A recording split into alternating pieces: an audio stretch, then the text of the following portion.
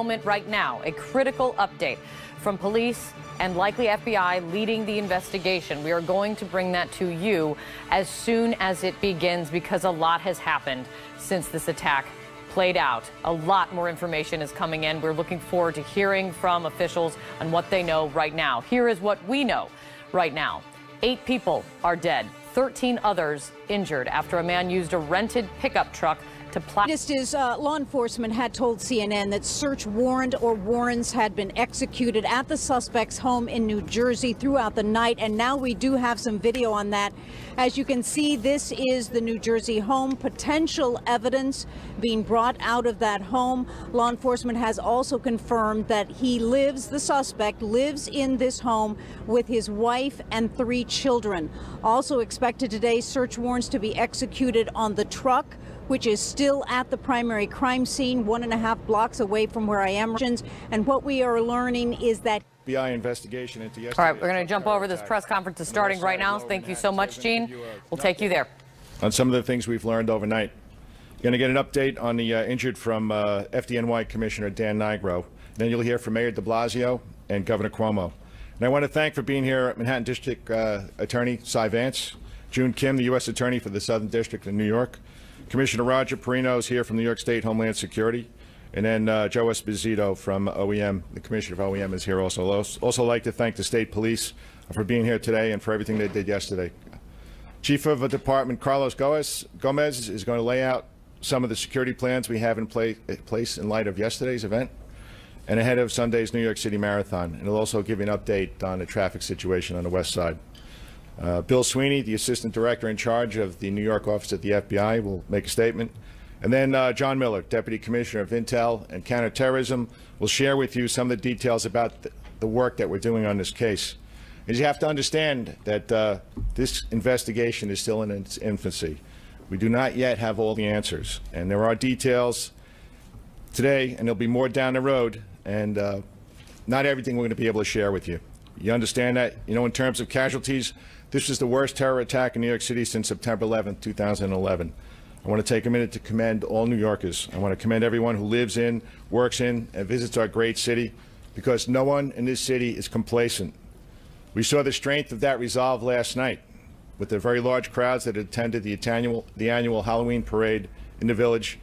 And we'll see it again on Sunday, when 50,000 people compete in a marathon and another 2.5 million people cheer them along the route. The NYPD, the FBI, and all of our law enforcement and private sector partners remembers our past. And we work very, very hard together each and every day to prevent the type of thing that occurred here yesterday. What happened yesterday was not okay. It will never be something any of us will just accept as inevitable. Since 9/11, we, again along with our partners at the local, state, and federal level, have disrupted or prevented 24 plots against New York City. Countless lives have been saved. But none of that matters when 8 innocent lives are taken by a criminal committing a cowardly act driving a rental truck. We are working hard to get to the bottom of exactly what happened yesterday and why. And we're working tirelessly to prevent anything like this from getting repeated. I tell you as often as I can that true public safety is a shared responsibility. Law enforcement, government agencies are doing what we can. And the men and women who work with us do it better than anyone, anywhere in the world. But we need everyone's help. There are more than 8.5 million people in New York City, plus all the people who commute in every day and all the tourists. That's a minimum of 17 million extra eyes and ears and gut feelings that can remain vigilant on behalf of all of us. And I talk about this all the time. If you see something out there that doesn't look right, if it makes you uncomfortable, you have an obligation to make a call or to flag down a police car. At least give us the opportunity to investigate that. I want to thank everyone for their ongoing help today and every day. And thank you again for the swift response yesterday by the NYPD officers, the New York State Police, the firefighters, and EMS workers who did a really great job under the circumstances. And right now, let me introduce FDNY Commissioner Dan Nigro. Dan's going to give you an update on the injuries from yesterday. Dan? Thank you. And I'm going to be very non-specific regarding the privacy of the victims. There were 20 victims at yesterday's attack. 6 of them were pronounced dead at the scene. We transported 14 victims to 3 hospitals 2 of those victims were pronounced. So the total number of deaths were 8. 6 of those were citizens of other countries, 5 from Argentina, 1 from Germany, 2 were Americans. Of the 12 remaining, thankfully, 3 have been released from the hospital. 9 remain in the hospital. 4 of those were critically injured but are in stable condition. The others are seriously injured. The injuries ranged from a bilateral amputation to serious head, neck, back, and chest trauma and trauma to arms and legs. This was a heinous attack that resulted in 8 deaths and serious injuries. Our prayers are with the families of those who died and those who remain in the hospital. Thank you, Commissioner Nigro, and thank you to all the men and women of the FDNY, all the first responders, all the EMTs who went to the aid of those who were afflicted and did it so well. I want to start by thanking all of my colleagues who are here. Thank you, Governor Cuomo, and all of our state partners who are here, all of our federal partners. Thank you, Congressman Jerry Nadler, for joining us. Everyone's here in common cause. This was an attack on the United States of America, an attack on New York City, an attack on our people, and it was the definition of terrorism, an effort to take away people's hope and spirit and to make them change. And what New Yorkers showed already is we will not change. We will not be cowed. We will not be thrown off by anything. And this cowardly act targeting the most innocent people in the middle of the most innocent pursuits was meant to make people feel they could not go about their daily lives. And what we saw last night, Governor Cuomo and I went to our annual Halloween parade. 1 million New Yorkers showed up for that event. And as we spoke with them, they were undeterred. They were strong. They made me very proud of New York City and all the people of this country to see that strength in the face of adversity. This morning, people went to work, kids went to school. No one thought there was any choice but to stand up to this act of terror. So as we now move forward, we start with giving our prayers to the families of the 8 who were killed. They, as you heard, 6 of them came from other nations here because they saw New York as a that is unimaginable. Mayor de Blasio, to the NYPD, the FDNY, the state police. I was on the scene yesterday. The performance was phenomenal. And the coordination and the effort was top shelf. And it gives one reassurance to know that there is this level of professionalism and expertise protecting the people of this city and this state. It's also important to remember that while the leadership of the police departments is top shelf, Officer Nash, 5 years on the job, 28 years old, he was a hero.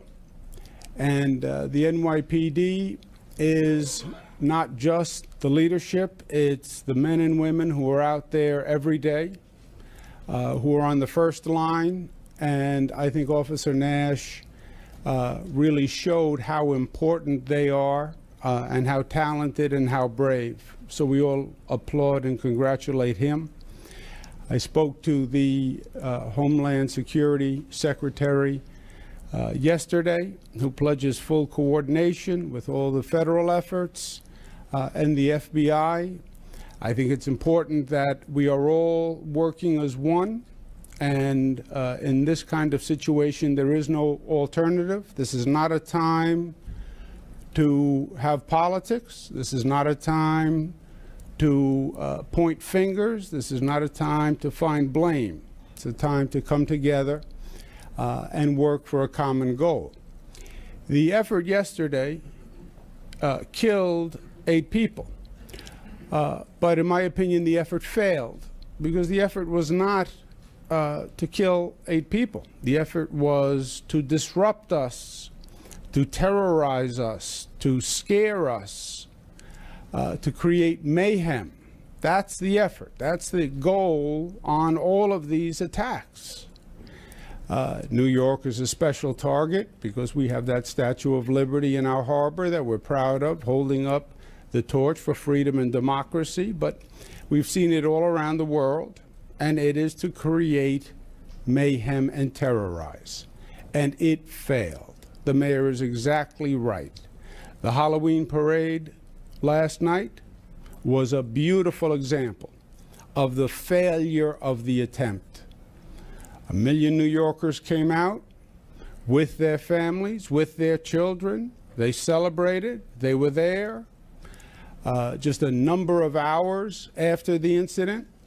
And it was New York's way of saying, we will not be deterred. We are not terrorized. You will not win. We said that in 1993, after the World Trade Center bombing the first time. We said that after 9/11. And we said that yesterday, unprompted, spontaneously. They were all there. And the mayor and I marched, and it was really reassuring to see the resilience of New Yorkers. Now, you'll see increased police presence all across the metropolitan area. We are going to double the number of bodies at places of congregation, airports, tunnels, Penn Station, which has 600,000 people that go through it every day, the most heavily traveled transportation hub in the hemisphere. I don't want anyone to draw any inference from that. We don't know anything. We're not responding to anything. It's just as a precaution. Same thing at the marathon. The marathon will go on because New York goes on, and it's an important event for all of New Yorkers. Again, I want to end where I started. The effort by the first responders was phenomenal. The reaction by New Yorkers, as evidenced last night, this morning, people got up, they went to work, children went to school, and that's what makes New Yorkers special. That strength, that resilience, that ability to be undeterred in the face of ugliness and the actions of a depraved coward, because that's what this was. This was the actions of a depraved coward. There is no grand statement to what was done. It was the act of a coward. And that's the way it should be regarded, because that's the way it was. I was proud to be the governor of the state of New York last night. I'm proud every day, but seeing New Yorkers' response made me feel especially proud. And again, to the team you see assembled up here, the FBI, the NYPD, FDNY, the seamless coordination really is something to behold, and a source of strength and comfort, I hope, for all New Yorkers. Thank you. Thanks, Governor. Thanks, Mr. Mayor. And just to reiterate what the governor and the mayor said, now's not the time to live in fear. It's not the time to be fearful. Now's the time for all New Yorkers to be strong, as we always are. Right now, Chief Carlos Gomez, he's our chief of department. He's going to talk about what we're doing to increase security throughout the city. Carlos. All right, good morning, everyone. Immediately following yesterday's attack in Lower Manhattan, the department quickly mobilized and deployed additional resources, additional police officers, and additional heavy weapons teams to key locations throughout the city. Last night's Halloween parade, which attracted over 1 million participants, was also, security at that parade was also enhanced. We added more sand trucks, we added more blocker vehicles to the side streets that led onto 6th Avenue, and we also assigned more heavy weapons teams, not just to the parade, but to the surrounding area. New Yorkers and others who utilize our transit system will see a lot more officers. They'll see a lot more uniforms. They'll see more officers on the trains. They will see more officers on the platforms. They should expect more bag checks at more stations. There will be more canines, explosive detecting canines in our subway system. and heavy weapons teams from our Strategic Response Group, as well as our Critical Response Command, will also be deployed to major hubs and other stations throughout the city. There are some traffic closures that remain in effect, and I'd like to point out that is the West Side Highway from 14th Street down to the tunnel. It still remains an active crime scene, and we anticipate it will be closed until early this evening. So we've assigned traffic agents to the area, but motorists, please avoid that area. And we're just a few days away from the New York City Marathon, which over 51,000 runners will participate. As the commissioner said, 2.5 million spectators will line the streets in all the boroughs in our city, and we've enhanced in security for this also. It's going to be a very safe event. We've added more sand trucks, more blocker vehicles. I can't give you the exact number. I mean, I do have it. I can't give it to you, but it will be the most ever deployed at this event. We more than doubled our observation teams, our rooftop observation posts, as well as our counter-sniper teams from the Emergency Services Unit throughout the boroughs, not just here in Manhattan.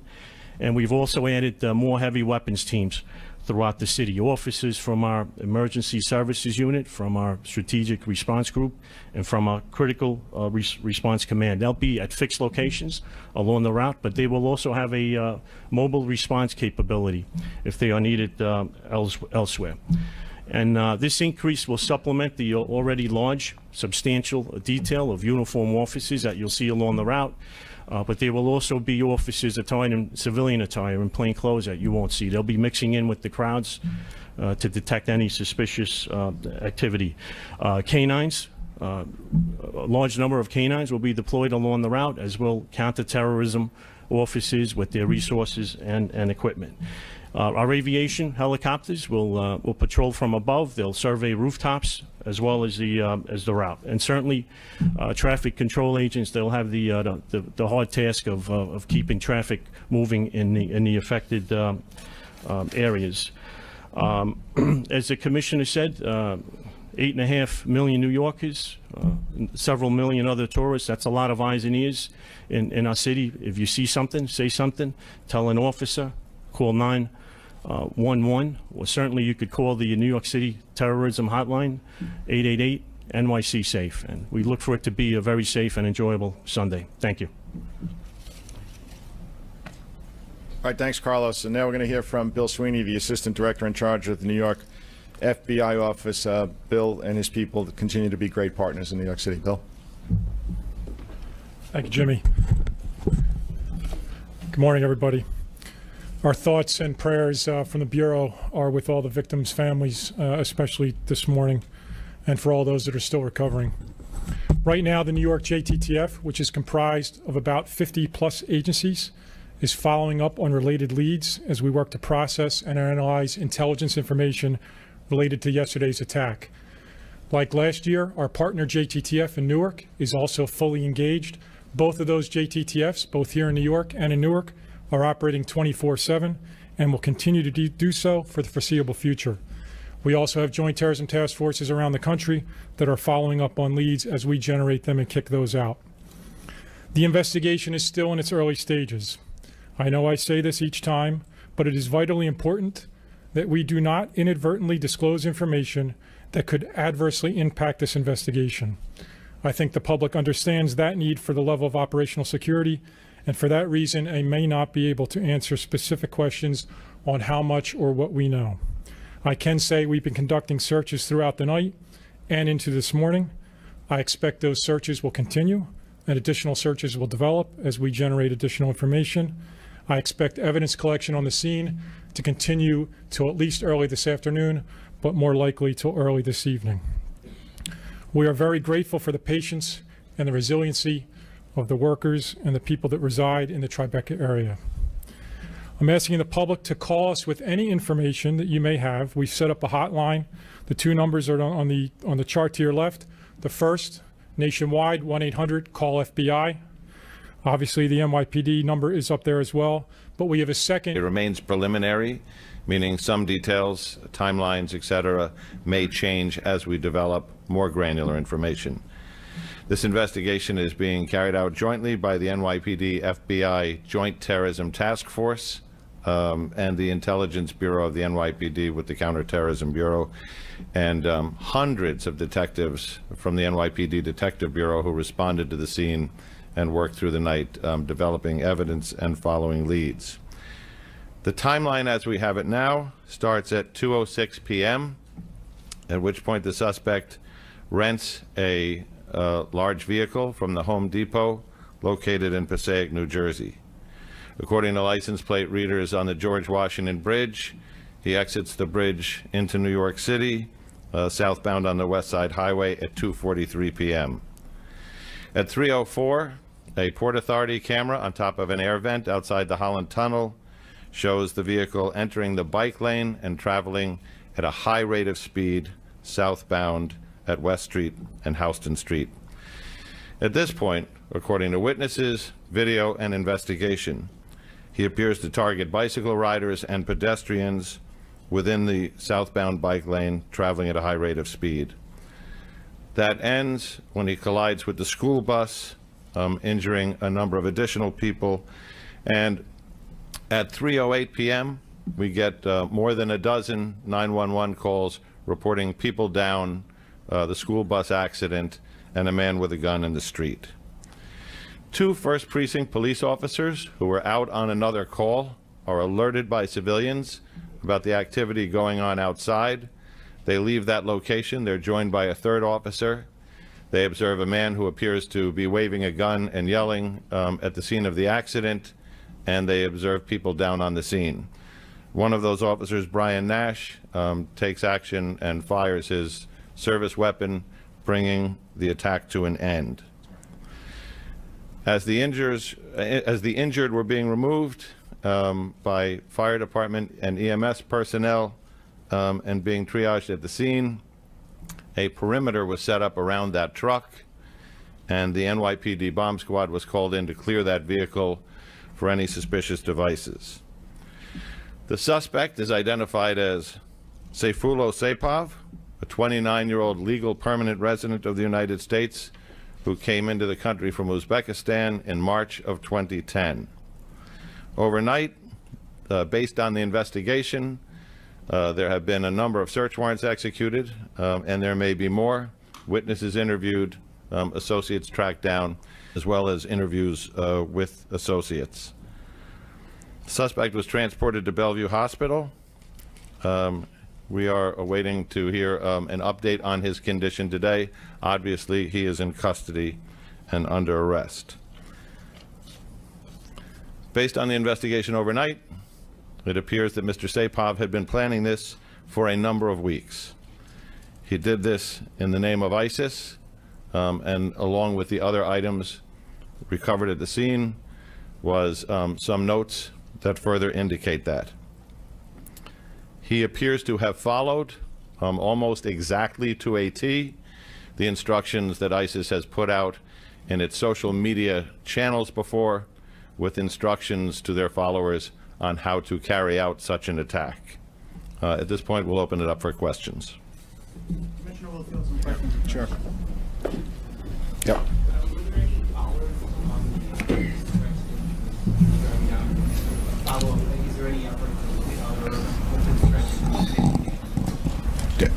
Yeah, I know the mayor talked about this yesterday, and it's a big city. You know, I know the bike path very well. I don't think there are any bollards there at Houston Street or at Chambers Street. So, of course, we're going to take a look at that now. I said yesterday that we learn from every event, not just in this city, but across the world.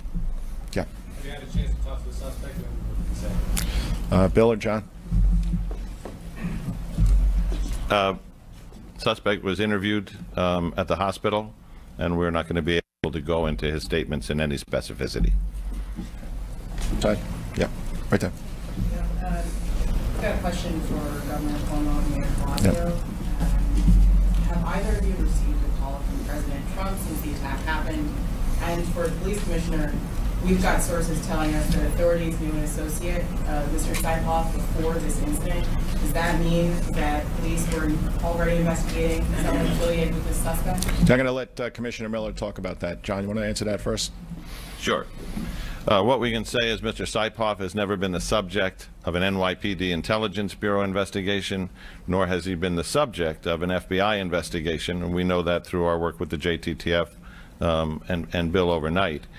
What we are looking for is how has he touched the subjects of other investigations, what is his connectivity to those people, and we're kind of building out in concentric circles to try and document that. But it appears he will have some connectivity to individuals who were the subjects of investigation, though he himself was not.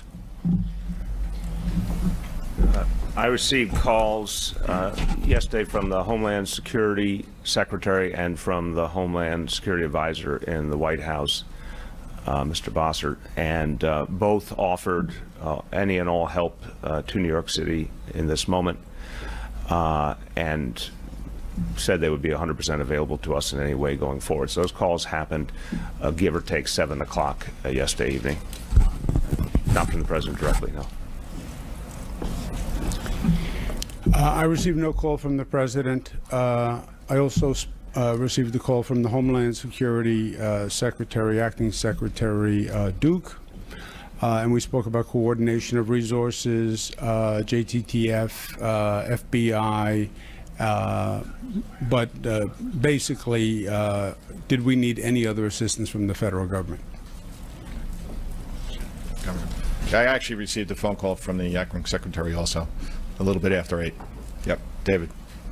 Commissioner, blushing for Governor Cuomo and Mayor Blasey, are you bothered that you didn't get this call, but the President went on Twitter to essentially attack New York Senator, accusing him of being contributing to this through his policies? Look, I'm not bothered at all because 2 senior officials called promptly and offered help, and I think that was appropriate. I think we are here to talk about this situation, the facts, and no one up here wants to politicize any of this, and I don't think anyone should be politicizing this this tragedy at this moment in time. I think every focus should be on those whose lives were lost, on their families, on the work we have to do in this investigation. I am not bothered that the President didn't call. I am bothered by an attempt by anyone to try to politicize this situation. That plays right into the hands of the terrorist. They're trying to disrupt. They're trying to create mayhem. They're trying to divide. The point is to do the opposite, is to unite, normalcy, proceed as one. So to politicize this event, I think, is wholly counterproductive. Is it the opinion of investigators that this suspect brought the communication weapons and in an effort to sort of be killed by police or commit suicide? It seems like he maybe was fleeing, but he remains on the scene. Are you talking suicide by cop? No, we haven't made that determination yet. Yep, in the back. Commissioner, with respect to the radicalization you already alluded to, this terrorist investigation, certain things belonging to ISIS, is there any sense at this stage of the investigation how or when this individual became radicalized to carry on this attack? No, it's too early in the investigation to tell you that. Okay, Rocco. Maybe for Commissioner Miller. Commissioner, was there anything out of the ordinary regarding Michael in terms of dialogue with the employees or how he paid for an A and B? Does video showing him anything in particular before actually getting onto the like? As far as the truck rental goes, those interviews are being conducted, and I haven't seen that. But there was certainly nothing unusual enough to cause anybody to call. And regarding his entry as a life prior to that, is he doing anything out of the ordinary? That's part of the expanded canvas for witnesses. Obviously, we're looking for people to come forward. It's also part of the expanded video canvas, which Bob Boyce's people have been instrumental in, which is we really want to be able to reconstruct his entire trip. As you saw Rocco in the Chelsea bombing, we were basically able to take him from the train to both scenes. We expect to try and come as close to that as we can here too. Yep. Just a follow-up on the truck question for the Commissioner. If I know that you spoke to a lot of companies that rent trucks. Was this particular Home Depot one of them? So our Nexus program within the Intelligence Bureau and the SHIELD program within counterterrorism does the outreach on a fairly wide level. The Nexus program from Intel has visited more than 100 of the truck rental places within New York City. We work with the Department of Homeland Security and their programs and other agencies to cover the ones outside the city. And I can't tell you to a level of specificity whether that program got to this location, but I can tell you as early as 2 weeks ago, we were engaged with them and the New York State Police doing the areas around New York City.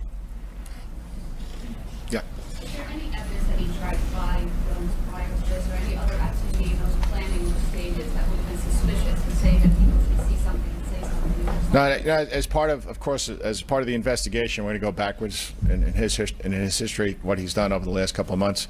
So I can't give you an answer to that. Tina.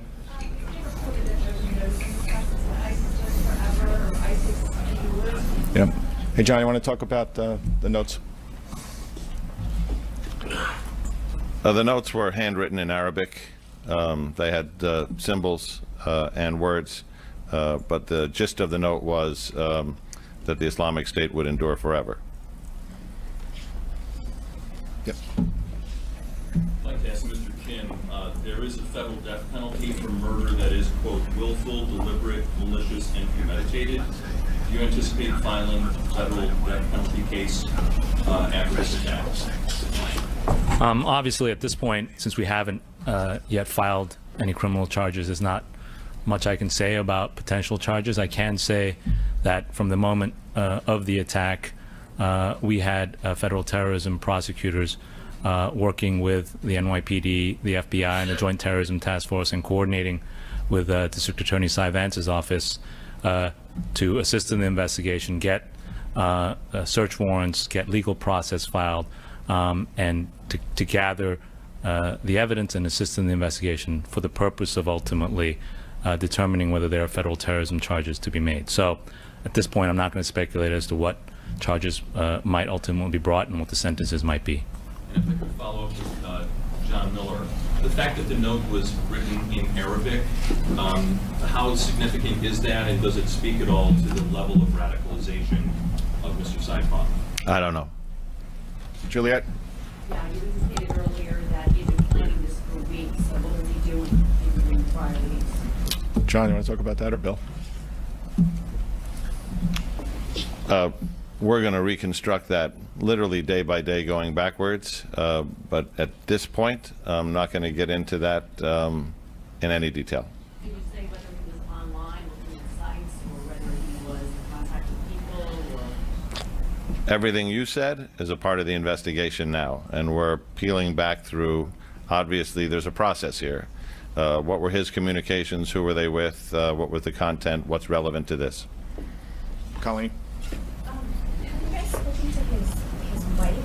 And can you talk a little bit about his time in the U.S. when he came? He was apparently living in Florida. When did he come to New Jersey? Sort of what was he doing just in general? So we're about 20 hours in now. So we're going to speak to everybody involved. We're going to speak to relatives. We're going to speak to acquaintances, people that he's worked with. But I don't have that right now. James? Commissioner, for you and for the mayor, can you elaborate more on just how important Officer Natch's reaction was? And can you detail more about the conversation that you had with him? And can you give us any information as to when or whether or not we'll actually get the information? Yeah, okay. All right, so in a typical fashion of an NYPD cop, he thinks what he did was not an act of heroism. He thinks it's something that, why he joined the police department. I had the opportunity to talk to Ryan last night. He was at the hospital, and I don't think we could find a more humble human being. They were at Stuyvesant High School for an unrelated call, and somebody came in and told them that there was a vehicle accident at West Street and Chambers Street. So Ryan and his partner thought they were going out to handle a vehicle accident, and once they got outside, they were confronted, and they took proper action. So all New Yorkers should be thankful to Ryan and his partner. They showed great courage. And I talk about the courage of the men and women in this police department every day. And truly, yesterday, you saw it. And here's a cop with 5 years on a job, 28 years old. And this is what he did for the city, and this is what he did for the country. So I'm really proud of him. Let me just add real quick. The Ryan is a hero, but he was so humble about his achievement. It was very striking. I think Commissioner's right. He thought this was all in a day's work and what a cop does to protect other people. But he deserves the accolades of the people of this city, as do his partners. To your question, what was the potential there had he not stepped in? As you know, after the fact, we've found out more, but in that situation, you don't know if the shooter has multiple weapons, has a bomb on him. You don't know, and God forbid that situation was even more dangerous. How many more lives, literally dozens more lives, could have been in danger? Ryan stopped that threat immediately. We owe him a great debt of gratitude. Well, I have to talk to him again and see what he wants to do. You know, he's a humble guy, so maybe we'll give you the opportunity, but I'm going to leave that up to him. NJ. Commissioner, in light of the situation yesterday, the security situation in the city going forward, are you considering closing Times Square to vehicular traffic entirely? It's premature to say that. If you go up to Times Square, you see the presence that we have there now. So, in the back row. Commissioner, as Mr. Mayor and Mr. Governor have spoken to the consulates of Argentina or Germany about their victims? We have not yet. Obviously, our condolences to people as Argentina and Belgium, I believe, our condolences to those nations, to the people of those nations, to the families especially, and we'll do everything we can to support the families in this moment. I think everyone feels we're all connected at this moment. We all have to be there for each other. Yeah, in the second row. You can't go into detail about what the suspect said in the hospital, but there are reports that he was bragging about what he did and unapologetic. Can you confirm anything? No, we're not going to confirm that. Tony? For Commissioner Rowley, you may have alluded to this earlier, but was there any indication that he did prior reconnaissance in place in person of Manhattan? Yes. We're not going to get into the details of the what or where, but he seems to have followed the regimen prescribed. All the way over on the left. Joanna Walters from The Guardian. A question for the Governor and the Mayor. Two quick questions, actually. What do you think of Mr. Trump's remarks about stepping up extreme vetting? What implications does this have for immigration policies here? And secondly, to what extent do you think the gun control laws of New York, and to be honest, I'm not sure about New Jersey, but I mean, this guy had like funny little weapons. They were not assault rifles, which you may have had in another part of the country. I wonder if you could address that comment, please. Look, again, I think today is about a focus on this incident and all we have to do to respond to it. But I could say simply, we support vetting of individuals. We support very thorough vetting, not of groups of people just because they belong to a group. I think this is a very crucial distinction. There should be very, very careful vetting of anyone where there's an indication of a concern, but not because of their religion or not because of their country of origin. There's a much bigger conversation we could have about gun safety. The NYPD has always rigorously believed that we need to keep guns out of this city, and that gun safety laws are here to protect us and protect our officers. But there'll be plenty of time to discuss these issues going forward. I want to affirm the governor's point. This should be a unity moment where the focus is on solving the crime and figuring out how we can move forward together, not the pointing of fingers. The president's tweets, I think, were not helpful. I don't think they were factual. I think they tended to point fingers and politicize the situation. He was referring back to a immigration policy that dealt with a lottery and blaming people who passed that immigration policy. His tweet wasn't even accurate as far as I'm concerned. That was a bipartisan law that was passed that had basically no relevance to the facts of this situation. As I said before, you play into the hands of the terrorist to the extent you disrupt and divide and frighten people in this society. And the tone now should be the exact opposite by all officials on all levels. This is about unification. This is about solidarity. This is about normalization. This is about protection. And the last thing it's about is politics, period. As far as the gun laws, I am increasingly proud that New York State passed some of the smartest gun laws in the country. The SAFE Act, I think it is madness, the number of assault weapons that we have in this country. I think it endangers law enforcement. I think it costs us untold numbers of deaths. And I hope one day we'll have a federal policy that actually brings sanity to the gun policy laws in this country. Take 2 more questions, please. Yeah, none left. Is there any interviews attending a Virginia mosque in Patterson area? One in particular that was surveillance on 2006? John? We're going to go back through all of his contacts and habits, but I think this is an important time to say this isn't about Islam. It's not about what mosque he attends. There are hundreds of thousands of law-abiding Muslims in New York City who are adversely affected by things like this. And it's probably a good time to say we have seen in the aftermath of incidents like this, bias incidents, hate crimes, assaults, and Bob Boyce and his hate crimes people will respond to those, investigate those, and anybody behind those will be prosecuted to the fullest extent of the law. As has been said here before, it is a time to come together and to not confuse this terrorist act with any broad brush against in a religion or a particular institution. Last up, It's been reported that police and the FBI are at the suspect's apartment in Patterson. He has the wife and 2 children. Is the wife in custody? Is she cooperating? The ages of the children? John? Yeah. We're doing interviews with family members, friends, associates. We're not going to be able to get into what they're saying or not saying or who's cooperating or otherwise at this point. It's just too early. Thank you all. Thanks, everyone.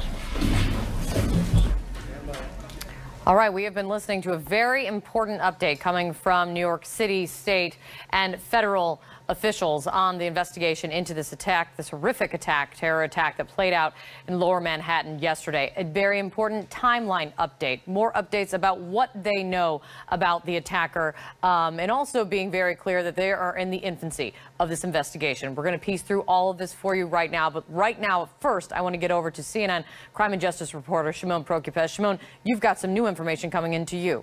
Yeah, that's right, Kate. And we heard the Deputy Commissioner John Miller talk about contacts and how perhaps the suspect was known in some way to the FBI, to law enforcement. And I just sort of wanted to give people kind of a good idea of what that's based on. And it's based on information that the FBI has. They went through information overnight that the Joint Terrorism Task Force with the NYPD and FBI went through, and they found that he was associated with someone who they had been investigating, someone who was on their radar. It's not clear to us if any measures were taken because of that previously, if any measures. And Peter King of New York, of course, he's a member of the House Homeland Security Committee. Congressman, thank you so much for sticking around. I know you were listening into that important update along with us from New York officials. We've learned quite a bit that this man followed almost exactly to a T the structure and the guidance that that ISIS has laid out online in order to carry this out. But one question remains is when was he radicalized? That is something that officials today were not getting into, except New York's Governor Andrew Cuomo says he was radicalized here. What are you hearing? Again, there's nothing definite on that. I heard the same thing that John Miller mentioned, and also which your correspondent just said, is that he appears to have had some contact with one or more people who had been under FBI suspicion, or at least FBI surveillance. And again, we'll have to go all the way back to 2010 when he came here, and also go back before that to see if there's any record on him, in Uzbekistan being involved in any type of radical activity at all. But again, I think it's too early to say. This is, my experience with these investigations, this can go on for days, weeks, and months, because they're going to go through all his social media, all his phone records, anyone he's been in contact with, any dealings he's had, any posts he's put on social media. And again, each of those people that he had any contact with who were previously under FBI surveillance or suspicion. Also, we'd have to find out whether or not the FBI actually had opened an investigation on those people. Did they close it out? Why did they close it out? All of these things. Again, it's so early in the process, but they will track every possible lead down. Well, and one of the keys that is great is relative, of course, early on in this process, is they have him. They have the suspect, which is rare here. He's alive in hospital here in New York, and they are interviewing him and will be obviously continuing that. I do want to ask you, though, because it's come up when you say it's so early on in this investigation, as everyone agrees it is. We have been, though, hearing from the president in the aftermath of it. The president reacting, the president calling the attacker depraved and sick, but also then going and saying that he wants to put in place more extreme vetting in the aftermath. Do you know what extreme vetting looks like? No, but I agree with the president to this extent. I do believe if a person is coming, and I have no idea if it would impact it on this case, but if a person is coming from a country which has a strong terrorist presence, there should be more intense vetting and investigation than there would be from someone who is not coming from a country similar to that. Now, Uzbekistan does have a large terrorist presence. I believe they've sent 800 people from Uzbekistan have gone to Syria to fight alongside ISIS. So again, in those cases, yes, there should be more vetting. So how you define it would just be more than what you do in the ordinary case. Asked about his tweets and comments this morning, Andrew Cuomo said the president's tweets were not helpful, they were not factual, and they tended to point fingers. Do you agree? If the president is talking about the lottery visas, my experience with them in New York is they have worked. Again, to me, the question would be the same. If a person is eligible for a lottery visa, that there should be, if he comes from a country such as Uzbekistan, there should be more vetting than he comes from a country which does not have a strong Islamist presence or terrorist presence. But the lottery system itself, to me, it's worked. It's gotten good people into this country. My experience in New York is they've gone on to become very productive people. Let me ask you this. In the context of all of this today, and again, I heard it from you, we heard it from all of the officials, that this is in the early stages of the investigation.